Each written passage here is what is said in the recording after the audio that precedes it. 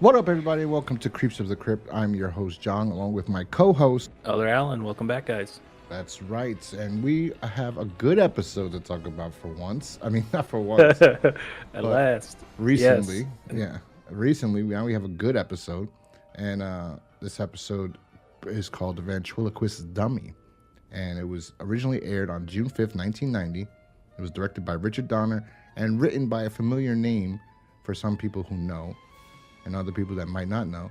It was written by Frank Darabont, based off of a comic written by William M. Games, and well, I'll talk about that later. But somebody else too, the penciler is important. But yeah. So Frank Darabont, he is the at best not the creator of The Walking Dead, but he was the I guess adapted creator because he wrote the script for the comic from the comic book, and that's what launched this amazing. Without Frank Darabont, that show would not have been as good as it was when it was first originally filmed and written. Anybody else would be a hack. He's a phenomenal writer. I mean, Shawshank Redemption, The Mist, A Nightmare on Elm Street 4. Or is it 4? No, 3. Nightmare on Elm Street 3. The best one, technically. He co-wrote supposedly, but he really wrote it because you could tell he's a writer. So yes, Frank Darabont's The Green Mile. You know, he's a phenomenal writer, director as well, and yeah. So he wrote this episode, which is no wonder it's great. This is a really good episode. But why don't you tell us what this episode's all about? Yeah, the episode stars Bobcat Goldthwait. He's an inspiring ventriloquist, and he's a really big fan of as a kid, watching Don Rickles, who also stars in this episode. Who plays Mr. Ingalls. That's a ventriloquist he saw as a kid, so he was really taken by his acts. So little does he know, there's more to Don Rickles' characters than just skills for being a ventriloquist, which will delve into the episode as we go along. But that's kind of the setup for this episode, ventriloquist dummy that we're gonna talk about today. Yeah, this episode, not really much to it. It's just a great episode. That's it. It's just this ventriloquist, and this little kid sees him at a nightclub, I guess. I don't know why the parent, well, whatever year this is supposed to take place, probably the 60s or something.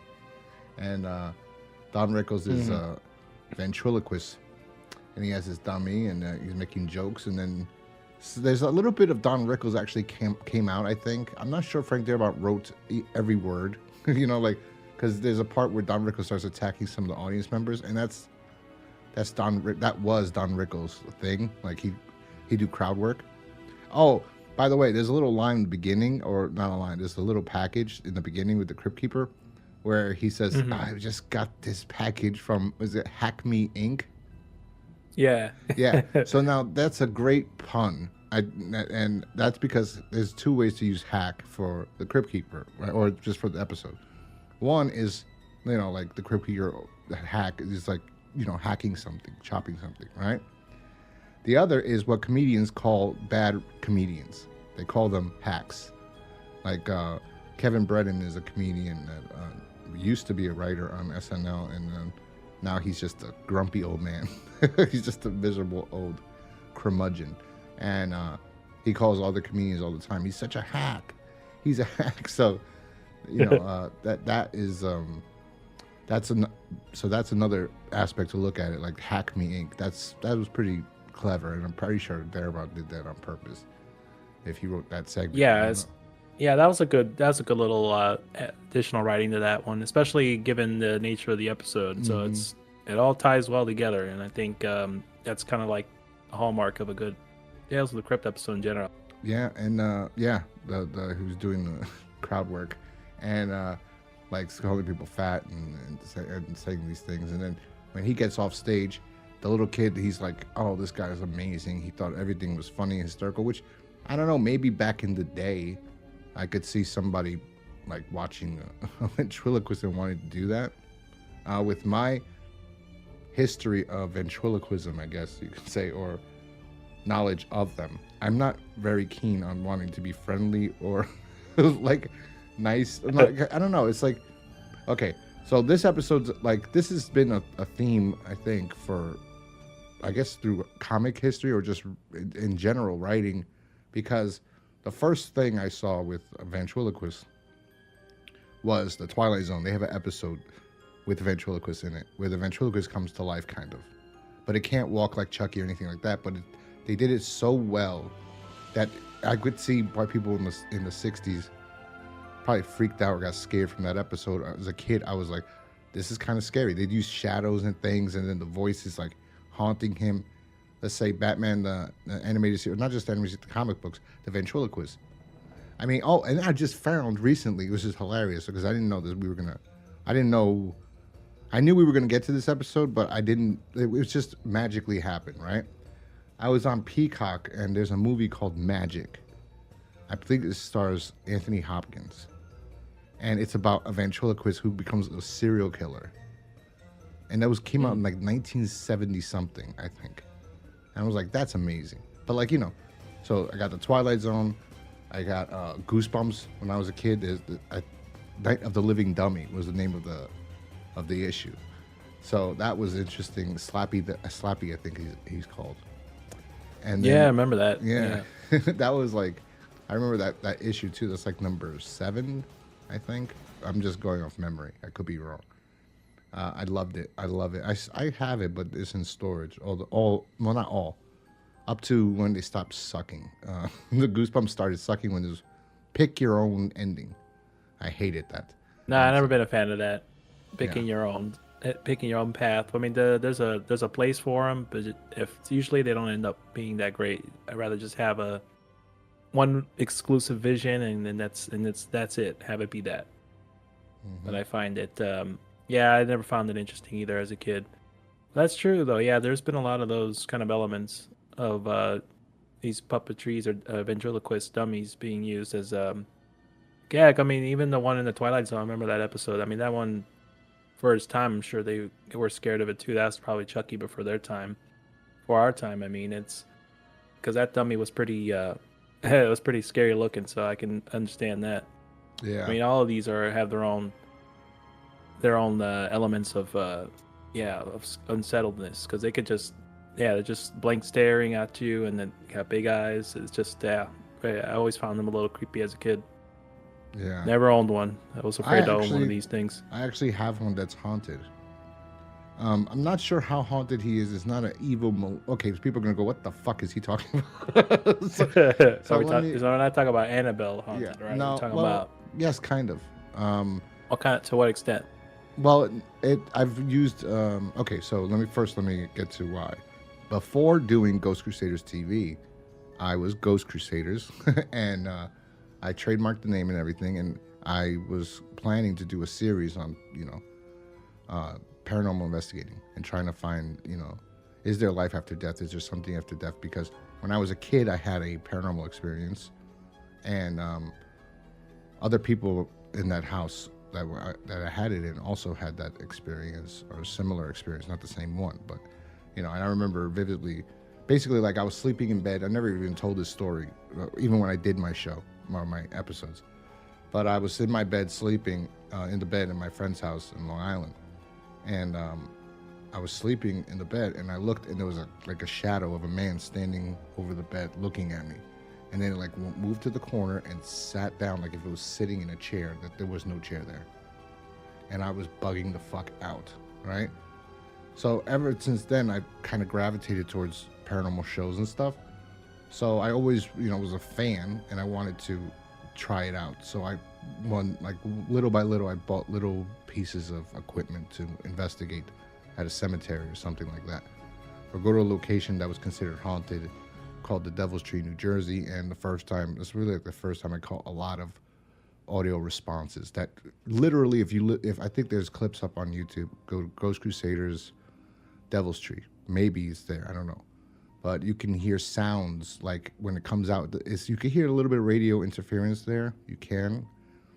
But at certain points, you hear what sounds like a voice from hell. And I've never heard that voice since then like that. And it was literally like, it responded like he said 3. And there was 3 of us there. But it sounds so like demonic. That tree supposedly, they do... There are people that perform seances there. They said that that tree was used by the Ku Klux Klan to hang, African Americans and during, segregation at that time back in the day. So they said there's like blood of these men that were hanged and unjustly killed, and then other people say it's a portal to hell. That it's a gateway to hell because of all the seances and things that were done.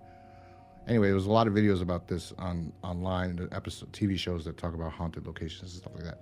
So that was the first place I went to. Then I went and I booked a location, and that location was when I actually believed, which is interesting to say. I'm sorry getting off on a tangent. I'll talk about the episode, but at this location was the first time I had evidence, actual evidence that we were the only ones in the building. We had keys to the place to lock it and everything. We were the only two there. And as clear as day at the end, well, first there was several things that happened, like several pieces of evidence that was like, oh my God. But the last piece of evidence was like, I drove home and I was just thinking, like, I can't believe this is real. Because I was a fan and I thought it was real, but I was always a skeptic in the back of my head. And I don't think anybody should even take my word for it, because I don't think you will. If you're a skeptic, you're going to be a skeptic, and that's fine. Until you have your own experience when you can't explain something, then that's when you'll believe. So I'm not even going to try to pursue people to believe. But anyway, that's why I have a haunted doll, because I collect these things. I used to, until I had a bad experience at a location which made me stop doing it for, I don't know how many years. I think it's been 3 years or 4. But also it was expensive to do that. I was the one paying all the money to go to locations in Kansas and Pennsylvania, but talk about far, the boondocks in Pennsylvania, like 5-hour drive, 10-hour drive, upstate New York. Yeah, that was almost it was crazy. But long trips, Kansas was the worst. That's like 20-something hours. Or no, I think it's like 12. I don't know. I don't remember. It's a long drive from where I am. So yeah. That I think it was 22 hours, I think. And then but then again, there's two differences. When I went, it was so cheap gas. I can't imagine now, because that's another reason to not, let me do it, is the gas prices are ridiculous. But so I have a haunted doll, and I used a device that you can use to talk, and it responded. So I was like, oh, so this isn't a fake. Also, sometimes I would go to antique stores with a device that detects electromagnetic fields, and if there's a high spike and there's nothing around that could, like, no electricity, no outlets, no circuit breaker, and all of a sudden you get a spike on an object, I go, oh, I would buy that object. So that's why I have a haunted doll, and the one I have is a dummy, but it's not like this one. This one, it seems a little smaller. I don't know. And again, I don't have any history on it, or I just got it from an antique store. It had that spike, and then I used the device, and it responded. So I call him Chuck. Well, I don't doubt it. That's the name I gave Chuck. Yeah. Then no, there's another one too. I got this, a doll, not a dummy. It's a doll, and I named him Billy. And those two seem okay. There's no negative. It might have, but nothing negative. So that's the positive there. But anyway, yes, that's long story to get to why. Yes, I've had I do own a ventriloquist dummy. Right. Yeah. Well, let us know in the comments, folks, if you've owned a ventriloquist dummy or had your own experiences with the paranormal. I think I'm willing to believe it myself. I never had those experiences, but definitely not against the idea of it. I think it'd be a little bit just kind of closing your thought process there, which is not believing there's something after the afterlife. So I think there's a lot to it. I mean, there's so many people have reported and had so many stories. There's got to be some truth to it. I just haven't had any of those experiences personally. Yeah. That's the thing too. Sometimes I'll see a video and I don't even believe it. So, sometimes they get a little extra with the story. Yeah. Preposterous. Yeah. But not many. There's a lot of TikTok videos and family and then when you reach out to them, you're like, listen, I would used to do that. I said, listen, let me go to your house, investigate. and silence. So I just let it go. I just say, okay. But anyway, yeah, it's very expensive to do that. But back to the episode. Sorry, ladies and gentlemen, for going off on a tangent. But yeah, so Don Rickles does crowd work. The kid goes back, and the kid like gets an autograph from him. And Don Rickles says, "What do you want to be when you grow up, kid?" And the kid goes, "I want to be a ventriloquist, I guess." And he goes, "Oh yeah." And the mother goes, "No, he doesn't. He wants to be a doctor. Tell him you want to be a doctor." "No, I don't want to be a doctor." Little does she know. Yeah. So then he goes, "Look me up." And then a beautiful lady, for some reason they're all attracted to Don Rickles. I don't think that. Yeah, all the ventriloquists get their babes, man. Did you know that? That was a different time. What's that, Jeffrey Dunham? Isn't he a comedian, right? I mean, he got a resurgence in his career because his dummy that he used ends up looking exactly like Joe Biden. So yeah, he uses that thing now all the time. I forgot about that. It was hilarious. It looks even more now because this guy looks Walter, so decrepit. Yeah. Walter, yeah. I just called him Mr. President. He's kind of funny. I didn't like his pickle thing. He is the best ventriloquist out there. The only one I know of that's still relevant and popular that still sells anything. But yeah, he has a resurgence. Yeah, absolutely. He's really good at what he does. Yeah. Yeah, so like, he goes to, it's funny because I found it like, I don't know what kind of club this was, because like he's the only kid in this club, and then he was with his parents. I don't know. He was telling some dirty jokes too, I guess, but they were pretty lax back then. Yeah, back in the let 60s, the kid back there. Yeah, whatever time frame it was. So I guess he was expected to go on a date with this showgirl. Oh my God, not even. Wait, it's not even in the, because it's supposed to be 1990, right? It's hard to say. They never give a year as to when this takes place. Modern. Yeah, so that would be 1975. I'm gonna say roughly around there. Yeah. They had some neon lights there. I don't know how how modern those are. They had neon lights in the 50s. Did they? Yeah. Well, because I looked up when we were watching the favorite episode 1, Dead Right. I looked up like, were there strip clubs? Because she's working at a strip club in the fucking 50s. And I was like, when were strip clubs invented? And I looked it up, and yeah, they were invented in the 50s.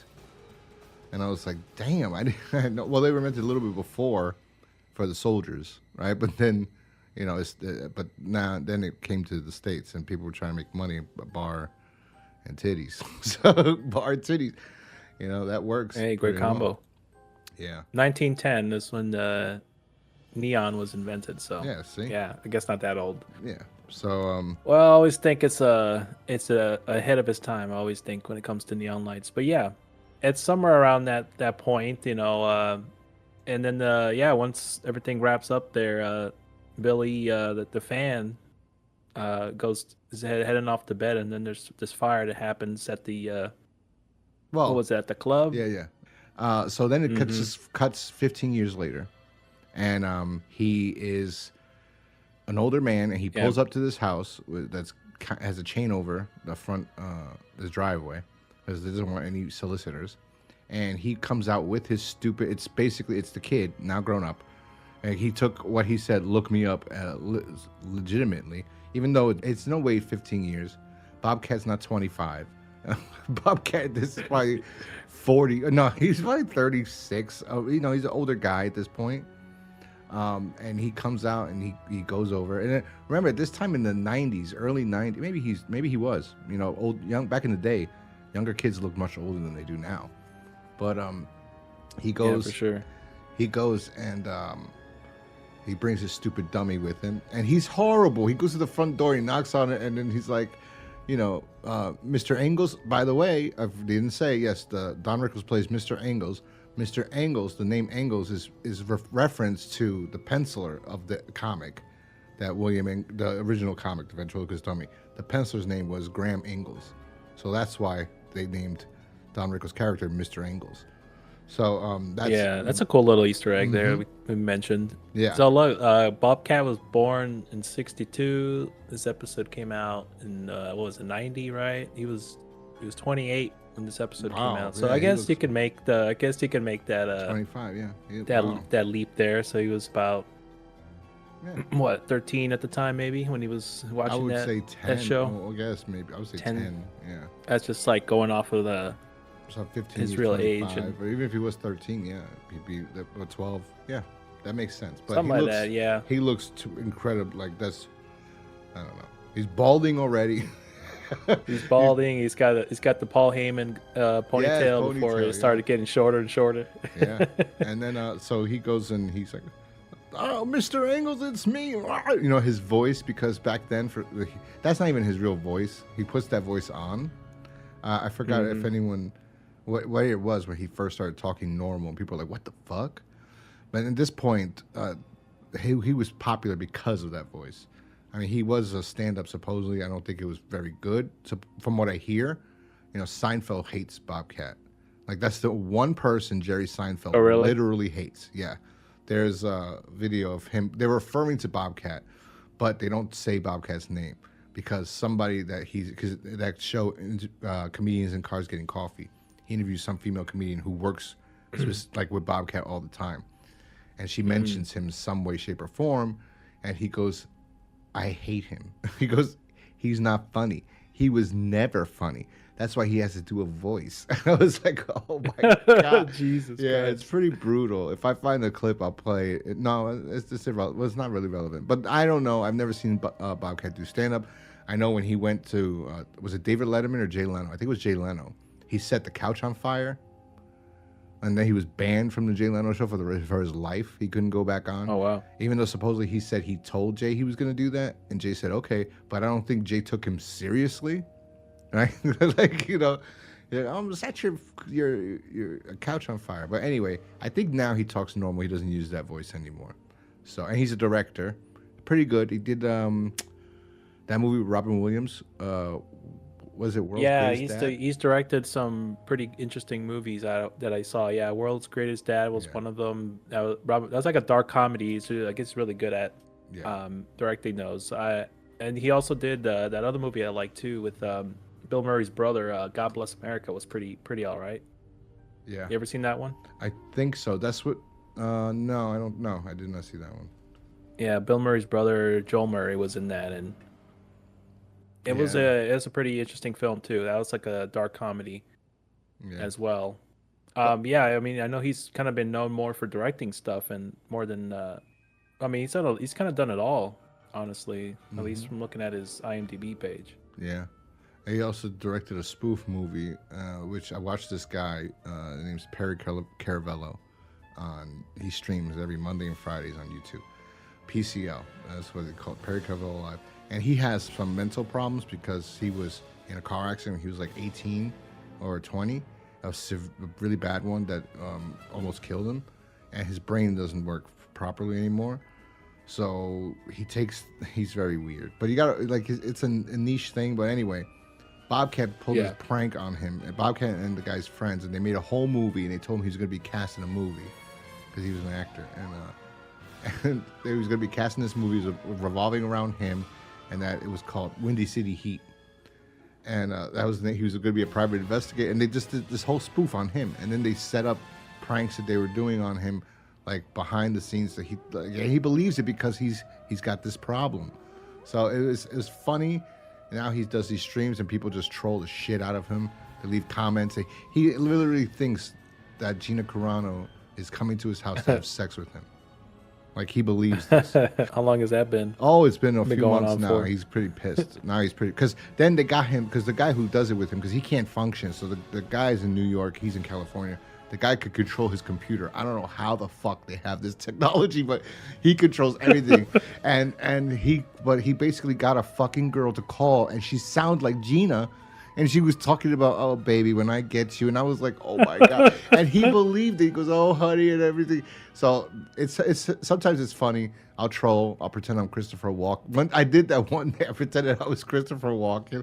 And I put the periods after everything I was saying. I was like, Perry, why don't you tell the people how you are responsible for Natalie Wood's death? Right? Like I told that, like Perry, I told the FBI. A commitment to the bit. Yeah, I told Perry I'm the FBI. I went to the FBI and I told him that I told him the role you played in Natalie Wood's death, And he went crazy. He was like, "What the?" Or I'll pretend I'm Mike Tyson. He got scared because he was acting. See, he acts really rational and goes crazy. People pay him thousands of dollars to do stupid shit. They'll like pour peanut butter all over your face and your body, and he'll do it. Or it's crazy. But anyway, back to the episode. Yeah, he's in the head of the curve for like that NPC thing they were doing for a little while on TikTok. You know that. No. That one black chick that was making a lot of money doing that. Yes, but this is kind of like that. A little bit different because they're just sending her emojis and she's just making expressions. They really send money and they do offers and they'll send they'll pool money together like $300 and you got to do this and you got to do that and like he'll do it and it's or sometimes he won't. He'll go crazy, crazy. If I was his neighbor, I'd hate it. But people send him food and they'll send him like lots of I tried to send him food one time, but I had the wrong address. I had his fucking PO box. Well, whoever got it, nobody got it. The guy called me. He's like, "What the fuck are you talking about? There's no house here. it's a PO box." Yeah, I was like, "Oh fuck!" I said, "Just throw it out." I was like, "Don't worry about it. I'm gonna pay for it. Just throw it out." No, because it was Indian food. I got the spiciest thing. He wasn't gonna eat it. The good stuff. I just wanted his house to smell him go crazy because he would. What a waste of curry. Yeah, but anyway, yes, that's why I bring up Harry because of Bobcat directed a movie, Windy City Heat, which is pretty funny. Anyway, so back to the episode. He knocks on his door. He starts doing the ventriloquism thing, and his mouth is just moving. He didn't even try, and I think that was the point. He's like, "Hi, look at me." He's comically terrible at it. Yeah. And Don Rickles goes, what does he say? "Oh my fucking God." He says something like that, like, "Oh Jesus Christ, like I can't believe this." Yeah, he thought I was. I think he thought I was like a solicitor or something, and he'd rather have just dealt with them than this fucking fanboy that showed up 15 years later.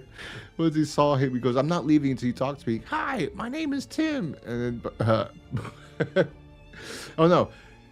Is it Tim or Mort? I forgot which one he was, but I think he goes, Dominic goes, "Oh shit!" Like he goes, "I got a fucking fan in my house, stalked me." So then he goes in, and funny enough, he's wearing the same outfit almost that he wore as a kid. Yeah, it's true, right? Yeah, because he was wearing that. He's wearing the same thing. Yeah, when he was, I guess it was a big deal. I don't know. I think it probably was trying to take place in the 50s. Or 60s, and then I don't know, because we never really get a time frame, because this doesn't feel right. It's hard to say. I'm just gonna say it's around that time, but it's not really that important. But yeah, I think it is something that we noticed that it could have been at least cleared up a little bit. But anyways, yeah, I mean he goes there and just kind of wants to get some help from him to be a better ventriloquist, and they go see his show coming up that he's doing like a amateur night, and then Billy sees like an article from 15 years ago when the club burned down. So apparently the showgirl that was going to go out with him, we saw earlier in the episode, died in the fire. But he managed to survive, and then he had his hand covered, so it looked like he maybe got burned or something, or there's something that affected him. Because he said, he tells him like, he says like he doesn't like memory, like he has all these memorabilia and things, so he finds the article. Like he had some sort of traumatic event during that fire, it seemed like. Yeah, that's what he tells him. He goes, "Well, why you could have used your left hand?" Bobcat asked him. He told him, "You could have used your left hand. Why didn't you didn't have to stop it?" He goes, "No, this is the magic hand. This is the hand that did everything. You can't just switch it up." And he goes, like why'd you come here to pry into my history? Like you just came like to bother me and bring up bad memories. Like I don't want to remember any of these things. And he's like, "No, tomorrow's my first night, an amateur night, basically like."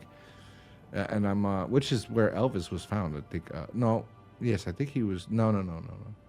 Well, I think so. I think someone saw Elvis. I don't know. Anyway, so it's amateur. The club. Dude, that's why I feel like it's the 50s because I don't know. Maybe they did in the 70s or 90s still. I don't know.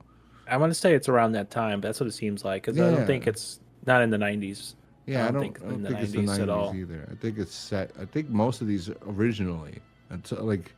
The first two seasons are supposed to be set at whatever time period the comics came out. I feel like they were just adapting. But then again, no, because which one's the one with Bill Sadler? The episode with him, that felt like 1989. And the one with Leah Thompson felt like 1989. So it's hard Well, to. the It's hard. Joey Pants episode felt like it was even farther Farther back. back, I yeah, would say yeah, the sick, like that also felt like 60s. maybe like in the 20s or something. No, well, yeah, because no, probably 50s, and they used to have those freak shows and things like that back then. Well, it's hard to say because I don't think we ever got a shot of anything outside of just the circus. Yeah. So yeah, I mean we can make that assumption. Yeah. But yeah, and then we go back to the open night. It looks like almost the same club as we saw in the beginning. So I don't know if they rebuild Yeah, it or what. By the they just reused the same set. But that's what he was there for. He wanted him to come see him so he could give him like pointers on what he needs to do to improve himself.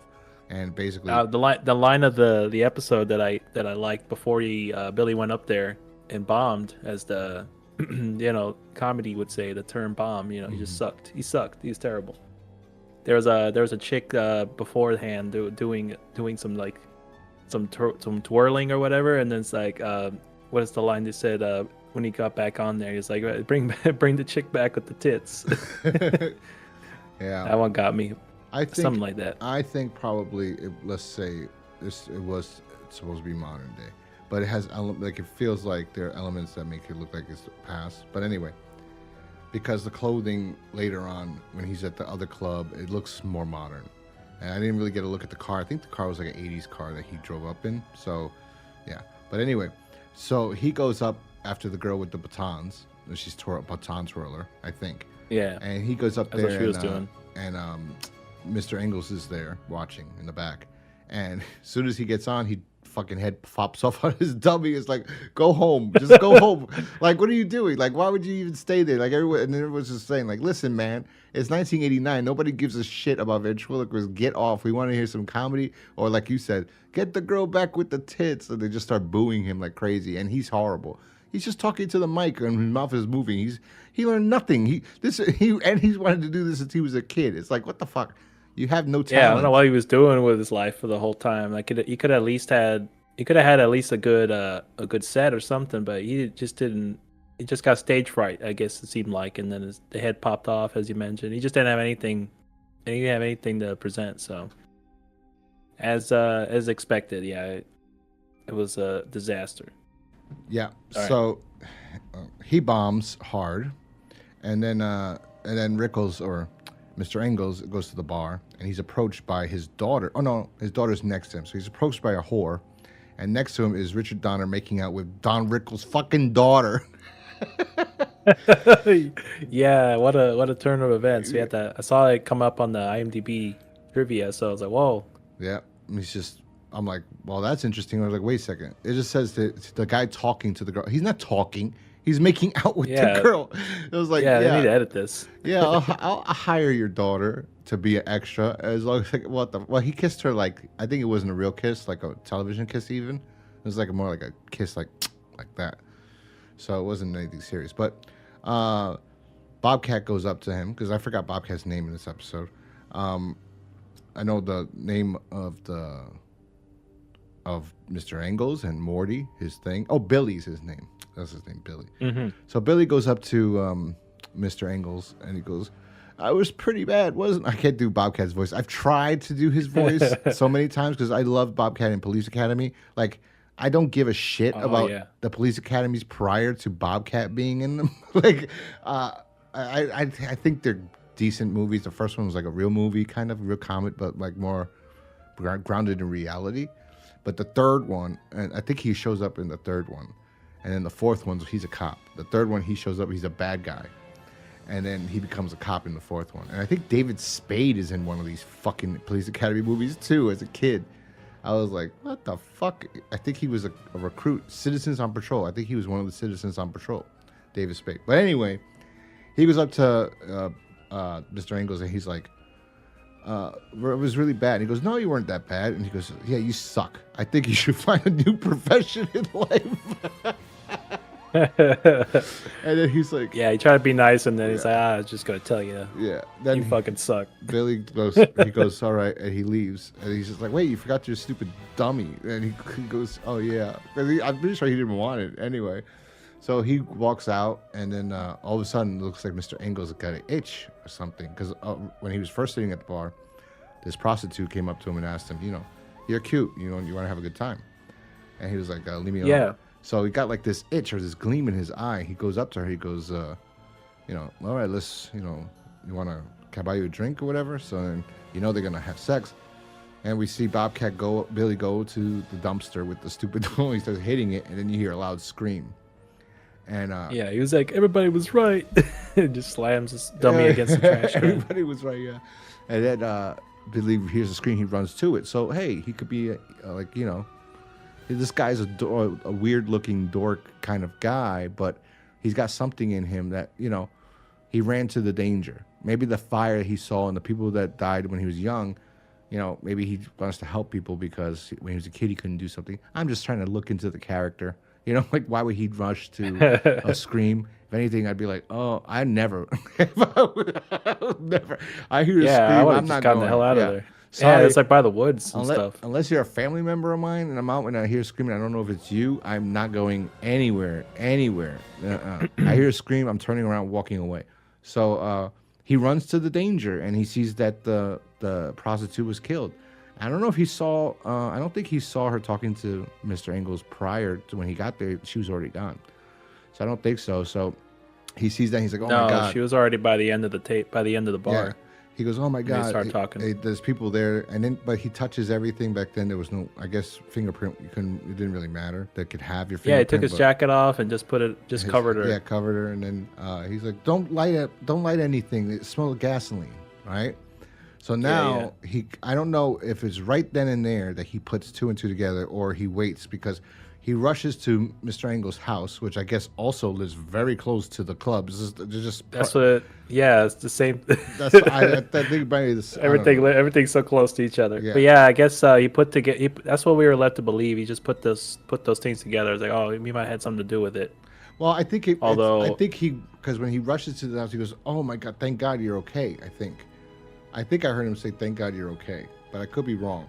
But Mr. Engels is injecting himself what appears to be heroin, and so he rushes in. He's like, "Mr. Engels," and he goes, "Get out of here!" Right? And then they start arguing because he takes I think it's morphine, not heroin. He said it was morphine. Yeah. He was putting it into his right arm. Yeah. So then Bobcat basically says, he throws it away and he goes, "What are you doing?" And they start arguing and he pushes him against the wall. And he's like, you're a fucking junkie. It was you. You killed the lady. You smell like gasoline. I could smell it all over you, right? It's like, you probably started that fire years ago, too. And then Mr. Engels is like, no, you don't understand. I never killed anybody. It wasn't me. And he goes, don't lie to me. You killed her. You killed that lady. And he's like, no, it was Morty. And then Bobcat's like, what? Like, he's like, it was Morty. Morty killed him. He's like, this guy's insane. He's just really, this guy has dementia. Yeah, because he was talking about the dummy. So he's like, wondering if he's got split personality, but then Rickles is like, no, it ain't that. Yeah. And then he starts no, he goes like he tries to convince him because Billy thinks he's crazy. And Billy tries to convince him otherwise, and he just goes to take out Morty from the storage box that he kept him in. Yeah. While he's doing that, you see Rickles pull out a cleaver tea. He pulled out a tiva cleaver. It's called cleaver tea. Yeah, what does he goes? I forgot what. I'll talk about that another time. But he's looking. He goes, no, not again. Don't make me do this again. Like, he's like ready to kill him, and Bobcat's like, look, see, he's just wood, and he can't find the head of Morty. And he goes, it's just wood. That's all it is, or whatever. And then he turns around, whack, the cleaver hack, I guess the other hack, right there, smashes into the case. And then they start struggling over it. And Mr. Engels gets away. And he goes, yeah, look in the box. He goes, look at the box. You didn't find the head, did you, right? No. Just keep looking. You'll find it. And he goes, you see that? It's more like a mask, isn't it? That's right. Because Morty isn't a dummy. Morty is my brother. He pulls out the fucking black cloth that was covering his hand that supposedly got burnt. And it's the coolest fucking special effect ever. Really well done, yeah. Very well done, especially for this show. I could see why some episodes were really low budget, like our friend for the sacrifice episode. This was phenomenal. And there was a time where I thought, I was like, is that wires? Because it looked like wires, and then some scenes you didn't see the wire, and in some scenes you did. No, the wire was the freaking when he was trying to inject himself with the morphine, his arm. So I realized that later because, okay, so he shows him, and then I don't know who does the voice because the voice is amazing. It's this high pitched voice that I was like, oh my God. He goes, I think it was Rickles doing it. no, doing the voice of the. I don't know who. I would assume so because he was doing that same voice or early in the beginning when they had that. That when he was a kid. No, but I'm assuming it was him, but I couldn't find Morty, anywhere credited of the voice. Oh. For Morty, at least. I'm going to assume it might have been Rickles, but if you look through the beginning and end credits, I don't see anything mentioned about so who voiced he Morty's. did the voiceover. I thought you were saying like he was Mr. Ingalls was the real one. I'm like, what are you talking about? We saw, okay, yes. You're saying that you think Rickles did the voice of. I don't think That's so. what I'm thinking, yeah. I think they just never credited the guy who did the voice.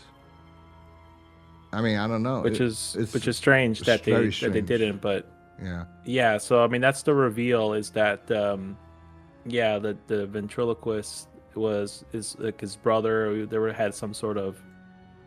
It was like Tuato on his hand, like from Total Recall, but the effects on it were pretty solid like that too. It's kind of like an extension of him, which speaking of like Siamese twins, that's something that's we'll another discuss on a later episode. That's kind of similar like this, but on his hand. This was so cool. I think this has been used in another movie. I feel like that somebody ripped this off, or because it just feels like I know this is the original, right? I know that for a fact. I don't think anyone ever did. The ventriloquist idea coming to life had been done before, but the fact that it was his hand that was a fucking living thing with eyes, and again, it looks phenomenal. I don't, but especially for 1990, I can't.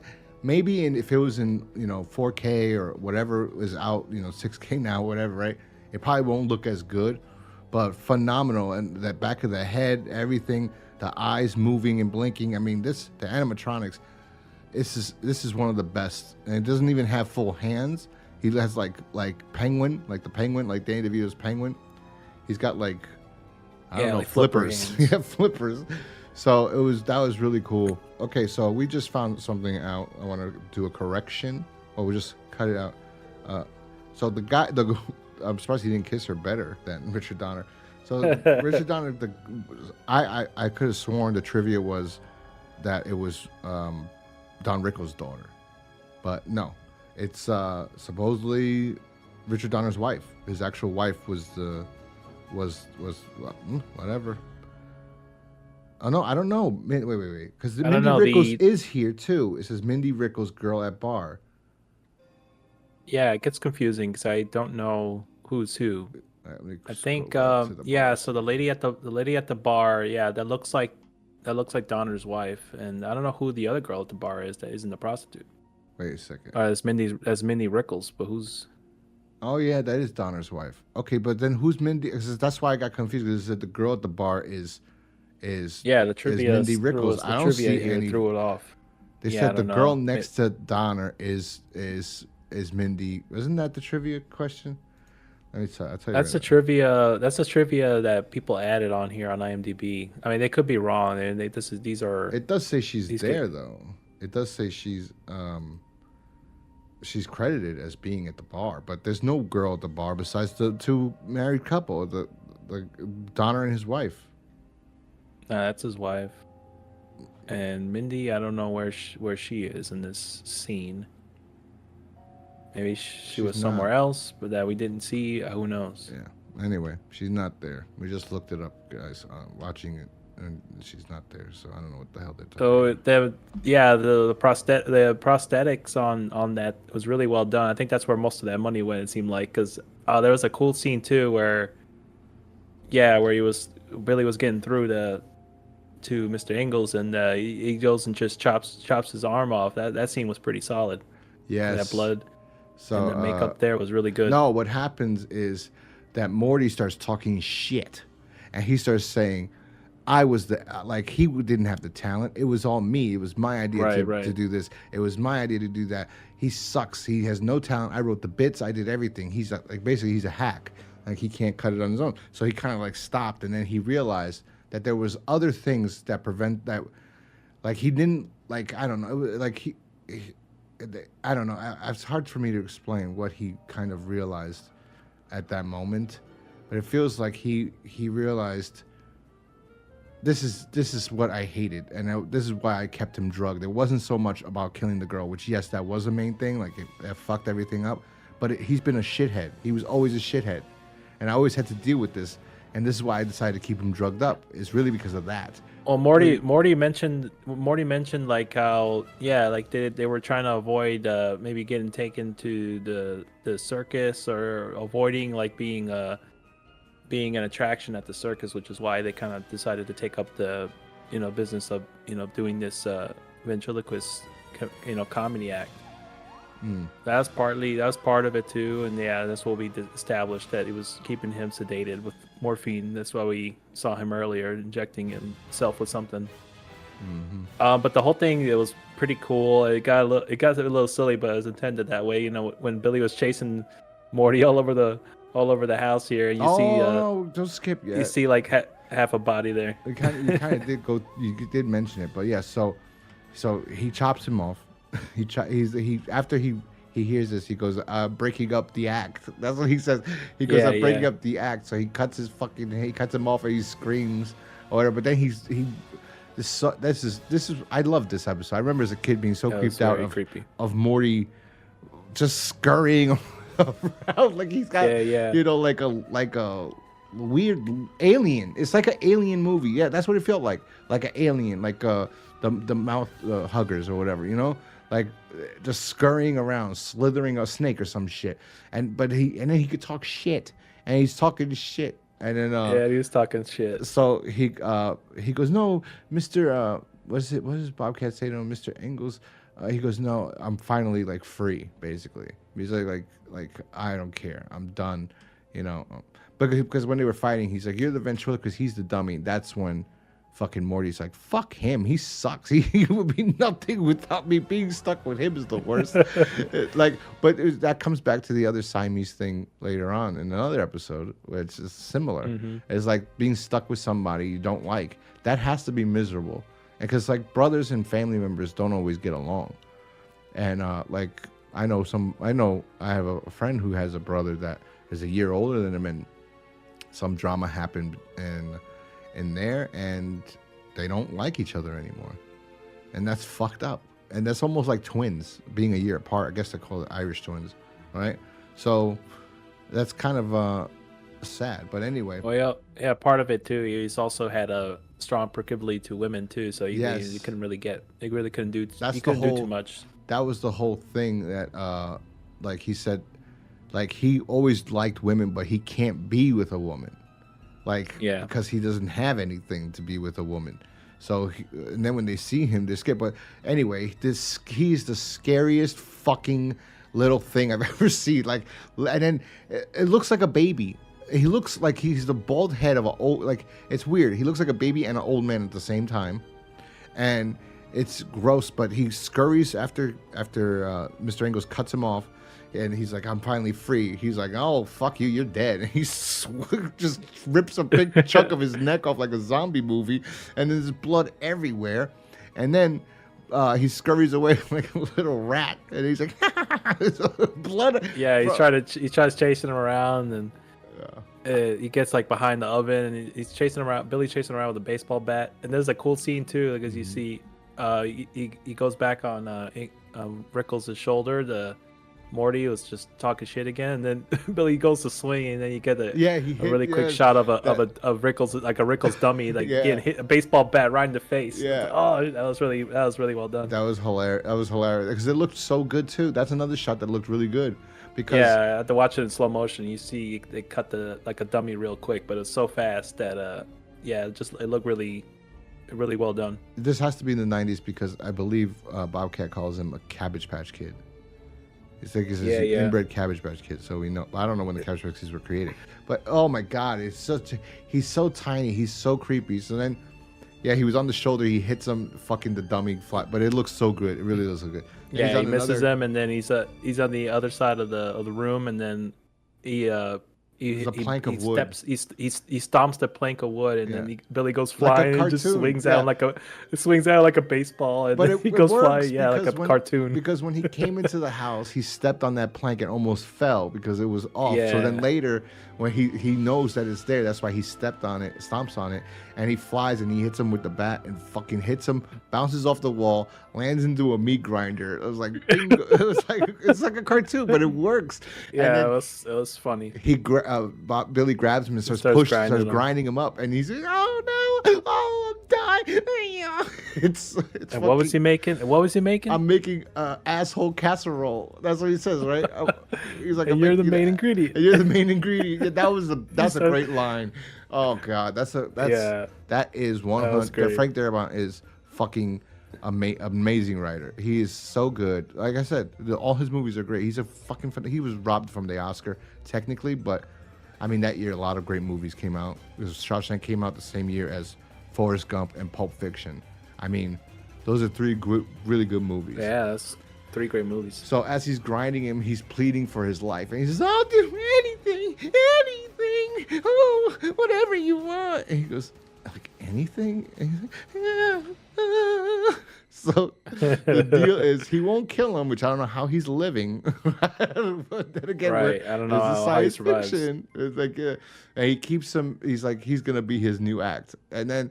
So Billy just dresses up exactly like Mr. Engels used to when Mr. Engels was younger, and he has Right, yeah, Billy. he had the It's hat on, Billy too. again. It's not. It's just Billy, and yeah, he's got the stupid hat, the black suit, and he's using Billy as Billy made a comeback, and he's telling jokes, and then what happens is the same thing that happens every time is that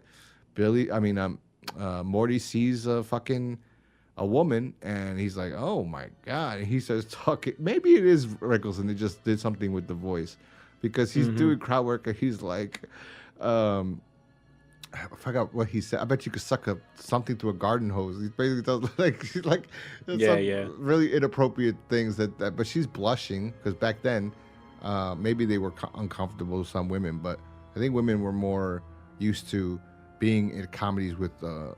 I don't know. Comedy is it is still vulgar. There are comedians that are still vulgar, but Well, it's a comedy club, so you kind of expect to get roasted in some way, or at least but I don't think brought into the act these days. You think so? No, I haven't been in a comedy show in a bit. Well, you were Not as bad as that. You were at this girl's comedy show, but you were drunk, heavily drunk. You told me, so you didn't remember much of it. Oh, Chrissy, yeah. Yeah. Chrissy's, yeah. So maybe that's why you were too drunk to remember. But yeah, I don't know. I haven't been to one in years, like a long time. And the guy was doing crowd work, but back then it still was at the time. Literally, was fucking.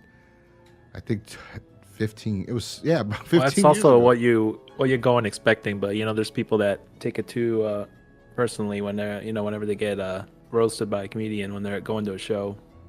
But that's part of it. That's part of the experience. That's the crowd work aspect. So actually, I think it was like 10 years ago or more. Yeah, 10 years. 10 ago. years. Yeah, that we went to Dangerfields, and Hey. yeah, he has a club in New York City, and we went there, and there was a comedian doing crowd work, and I think I got drunk. I don't remember any of the comedians after that guy came up. It was, I don't even know who he was. It wasn't that good of a night, at all. So I don't think it was that fun. Then again, that's what even you do. afterward, They have a 2-drink minimum, and they don't really water down the alcohol like they do at a club. Like they actually give you, it's a little bit watered, but less than when if you go to a club, you get a shot or you get anything. You could drink a lot because they're watering down the fucking drinks, right? At a nightclub, they don't water it down that much because they want you drunk, but they don't want you drunk with your heckling, But they want you drunk enough where you're gonna laugh at fucking jokes and shit and not take things too seriously necessarily. I think. So, but yes, I haven't been to the comedy club in a long time. Yeah. But I would assume it's not as good as it used to be, like with Eddie Murphy or Andrew Dice Clay, even though people don't like Andrew Dice Clay that much. But oh no, they're in the league of their own. Those kind of comedy. Or Rickles, acts, Rickles, just not as there anymore. Rickles, but Rickles, honestly, I don't want to say. I've never found Rickles. We got the new funny. rising stars. We got the new rising stars coming up, like Brendan Schaub. Oh yeah, he's one of the funniest. Fucking CTE, that's what he is. But anyway, Oh, Gringo Poppy. What So a great yeah, like Pico de so like yeah. Gallo. You know, we Oh let me yeah, tell the inside. comedic genius. But so he's on stage. He's seeing a girl, and he's like, "Listen, asshole. Like we had a deal. Like you weren't gonna. You gonna stick to the script, or stick to what we rehearsed, and you're not gonna fucking start going off on women again, or I'm gonna fucking Yeah. grind you up. I'm gonna kill you." And because he's just loose. He's just loose. He's just holding him, right? But he's not attached to him. But then all of a sudden he goes, I think I'm renegotiating the contract or some shit. And then you hear Billy starts screaming. And he's like, ah. And then people start getting up and walking out. And they're like, what the fuck's going on? Yeah, screaming in pain. And then the mask falls off on Billy, on Morty. And you see that Morty somehow is grafting himself onto Billy's hand, and you just see fingers sticking out of Morty's neck, which is like, what? How is he talking?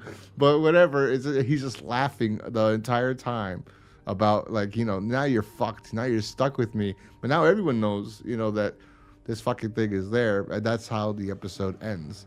And it is one of the... Yeah, I think that's the best way it could have ended. Yeah.